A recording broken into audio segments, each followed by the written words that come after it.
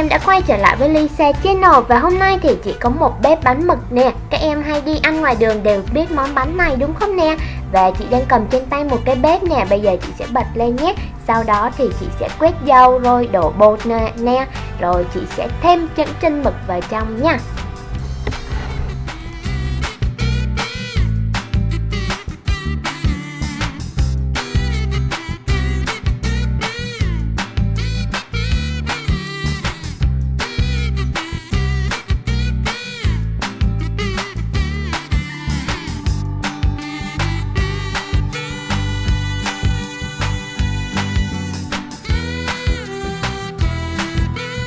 Bây giờ thì chị đang thêm những cái chân mực vô nè. Và sẽ có một cái bánh là sẽ không ăn chân mực nhé.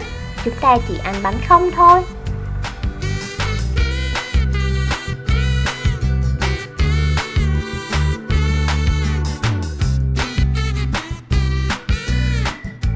Và chị sẽ lật bánh nè để cho bánh có một cái hình khuôn mặt mực mà các em hay ăn ở ngoài đường đó đúng không nè?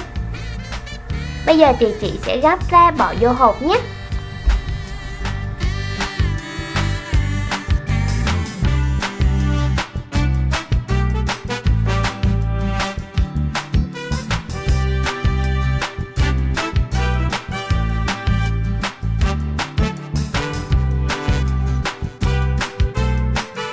Và như vậy là chúng ta đã có một món bánh mực rất là ngon rồi nè. Các em cùng xem nha. Rất là dễ thương đúng không nè? Bây giờ thì chị sẽ xịt một ít tương sốt mayonnaise nè, một ít tương cà và một ít tương ớt lên nha.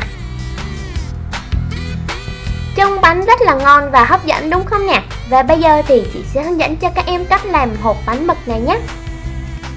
Đầu tiên chính là các em sẽ in những cái trang này ra nè. Chúng ta có một cái bếp nè và hình những cái bánh nè, có tất cả các chai tương ớt, tương cà và sốt mayonnaise nữa nè, và một vài đồ dùng. Và sau đó thì chị sẽ sử dụng kéo để cắt theo những đường viền màu đen này ra nhé.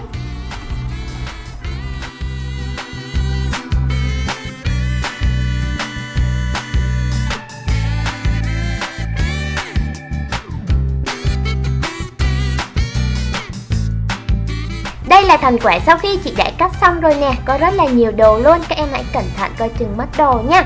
Và bây giờ thì chị sẽ bắt đầu gấp nha, gấp lại nè, chúng ta sẽ bắt đầu gấp lại theo những cái đường nét đích nè để tạo ra một cái bếp nè.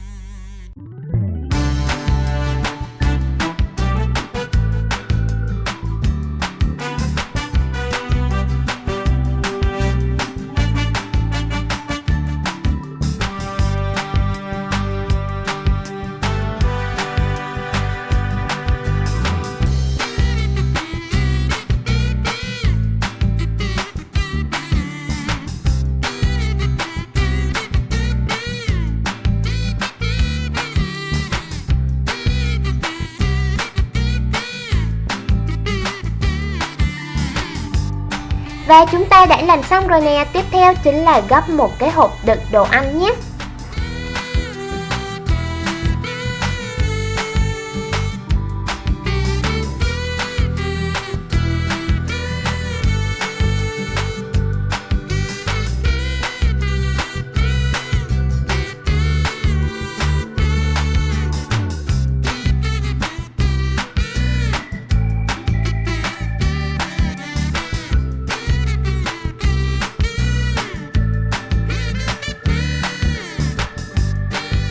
Bây giờ chị sẽ sắp xếp lại một lần nữa kiểm tra những đồ dùng nè, và chúng ta đã có thể chơi được rồi nè.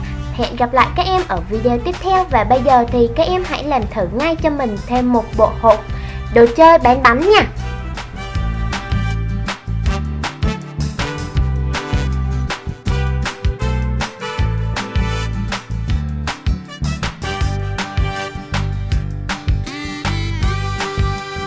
Nếu các em yêu thích kênh thì hãy đăng ký nè, like và share để ủng hộ kênh nhé.